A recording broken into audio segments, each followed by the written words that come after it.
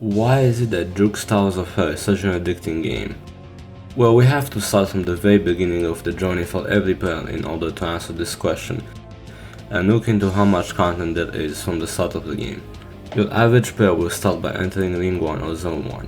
If the player enters Zone 1, they could possibly leave as many new players don't like that area, and they could possibly never come back to the game. If the player has caught some interest, however, they will also try Ring 1, and the same goes the other way if a player first joins Ring 1 rather than Zone 1. But many players will end up liking Ring 1 more than Zone 1. Many players who end up quitting the game early on will attempt Tower of 2 Skill or Tennis Tower or Tower of Impossible Expectations, and then not be able to do it. And because many players are not very determined to play extremely difficult obbies, as it's not a huge thing on roblox at this difficulty, they will never return to the game, sadly. However, the story for a skillful player is very different. We first have to analyze how a skilled player will start the game. The player might end up playing Tower of 2 Skill or Impossible Expectations, and then realize that it's too hard for them. Then they will be playing easier towers in order to get better at the game. That's what we will be calling early determination of said player. It's when the player wants to get better at the game from the start, rather than just quitting if a tower is too hard for them. The player will end up learning how the game works, how unlocking areas work, and they might search up YouTube guides on the game as well, teaching them a lot of things early on. Once they have learned things from the YouTube guides or from their own common sense by analyzing the game, the player will already start to get addicted to the game if the game fits the player's taste. They will start to complete towers, unlock Ring 2, or maybe even end up doing Tower of Impossible Expectations or Tower of 2 Skill before moving to Ring 2 in rare cases. As they will continue doing this until Ring 6 or further, they will keep playing the game for days already, and complete towers in their free time. Once the player gets far in World 1, they will most likely end up trying to unlock every zone as well, as the player will continue to get better at the game. They will find out that there is also a practice place. Once the said player finds this out, the practice game will make the player even more determined to become very good at the game if they really enjoyed it so far, which ultimately will result in the player playing even more and more. The player will practice the first Moses towers or intense towers, but while doing this, the player will sometimes end up finding the Discord server of the game and some of its communities, either earlier or at this point or further on. The way the player usually finds this is by checking the game's description, or by looking it up on YouTube and then realizing there is a Discord server or community for the game. Once the said player realizes there is an active Discord server, they'll end up talking about a lot of random things there as well, and the progression around the game. Due to the community often talking about very difficult achievements, the player will only want to proceed further and become so skilled that they will be among the most skilled players, who often talk about it. They will end up getting more motivation to practice their first soul crashing tower. These towers are usually way harder than anything an average Roblox player will think of, and hence many people will never play these towers before they start playing due to how hard the game gets in difficulty. But the few players that end up being determined enough to play these towers, they will continue to do so until they get as far as they possibly can. Before I start talking about this further, I should also mention that a lot of the player base will be between the age of 12 to 16 at this skill range. Older teenagers will be better at the game usually, except a few other cases. This is because they will end up learning the game faster and due to past experience with video games making them better already from the start. However, some very young fellas have ended up being extremely good at the game as well. The youngest person to complete the hardest official tower in the game was 10 years old, for example. However, I will not say who that is to respect their privacy. Back on topic of how the player continues to ascend in this game, they will end up completing their first soul crushing towers. They will feel more and more proud about it due to how difficult it gets compared to normal Roblox player skill, which does not compare to this level of skill. And because they feel so proud of it and feel like they achieved something many will never achieve, they will continue to play the game until they push that skill to the limit they have.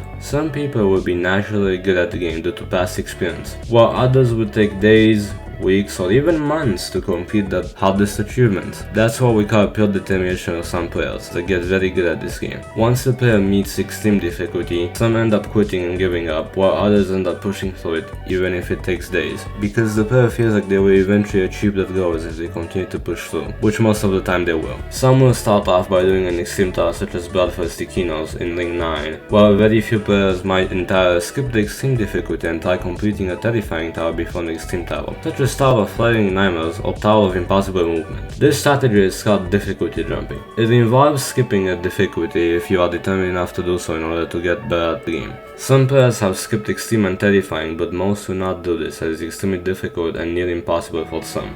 Many players will only complete 1 or 2 terrifying towers before completing the first catastrophic tower, as Tower of Generation Sphere gameplay is not extremely difficult and quite manageable for terrifying skilled players. The tower though is very long, so completing it requires a lot of consistency from the determined player. But many at this skill range end up practicing it so much they will eventually complete it at some point. Once the player completes the first catastrophic tower, the player will feel extremely proud as now they are truly among the best hobbyists on Roblox. However, it really does not end here.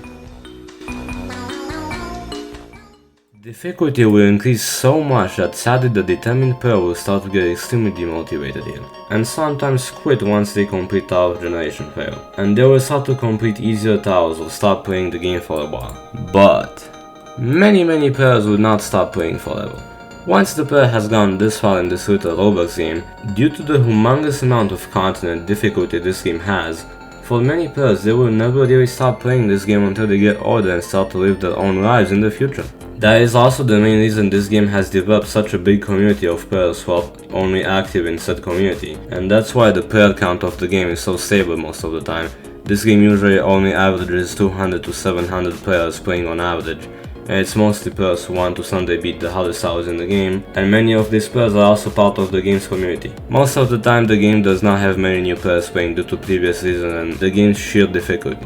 Now that that's out of the way, let's talk about the community status of this game for a second before we get back into the determination and sheer difficulty of this game. The community of this game has a lot of downsides and good sides to it at the same time. This community is sometimes as chaotic as USA, while other times it will be calm like people in Iceland. There are arguments sometimes, and due to the player base being 13 to 17 in the community, many people lack common sense, and the arguments spark up into a huge mess until a staff member resolves it or until people calm down. Many people like to laugh at the amount of stuff going on in the community, so they stick around a lot and make a lot of friends in the community as well, which is a good side of it. Many people know each other even though they are not really friends as well, and many people recognize others. It sometimes will be like a bar where people just hang out, but a teenager version where it's more playful or pure chaotic sometimes. There's a lot more things about it, like the favoritism and bias the community has, which many people judge, but you have to remember that a community without some favoritism is not a pure community.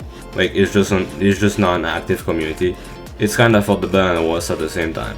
However, now that I've said all of that, many people will continue playing the game until they get older due to the community as well, not just the game itself. As players will either like it or hate it, but still hang around because it can get funny for some people around this age even if the community has its own downside. However, back on topic of the game's sheer difficulty and its players competing for the #1 spot, once the player comes back to the game or continues by never taking a break, which some players have done and never have taken a break, the player at this time will most likely try to the Tower of Augmented Misery if they have not beaten it already as the first catastrophic, because some people do it as the first catastrophic.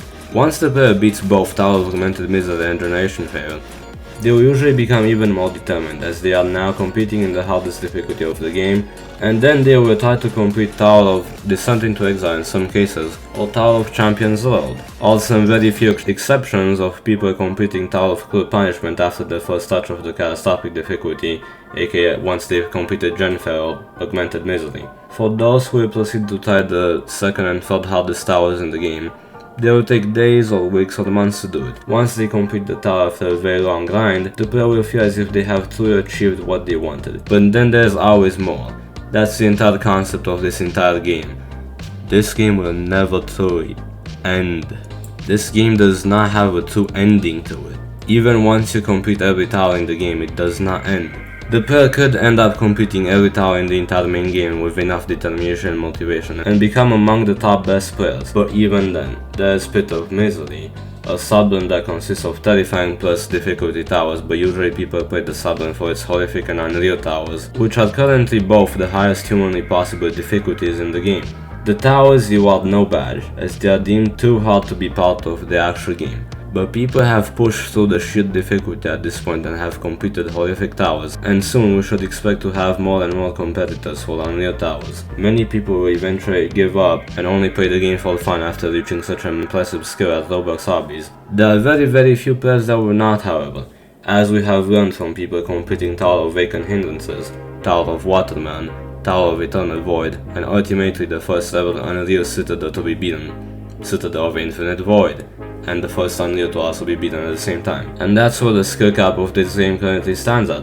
Nobody has yet gone past this, but we should expect very few players to do so in the future, as the humanly possible skill cap has not been reached yet and probably will not for quite a while if we really think about it. Many players will end up just hanging around the community and playing every time there's a new update or doing monthly challenges and other random fun things, such as even making content on the game. Personally, I've played the game for a long time and my hardest Salbian is the Tower of Elongated Runs as well, which is the second hardest catastrophic in the game at the moment. But after all of that, now what have you learned? The answer of this video's title is that the game has so much content and so much to offer in its difficulties and towers that people become extremely addicted due to how determination of a player works. This game will fit most people who are truly determined to play pure based skill games in order to compete against others and become part of the best players in said game. This game offers a lot of fun as well rather than pure difficulty at the same time, so if you are not here for the sheer difficulty, the game will simply be playable for you as well, as it has a lot of fun mechanics and features to it. But usually players who play the game for fun don't play it so often, so that's why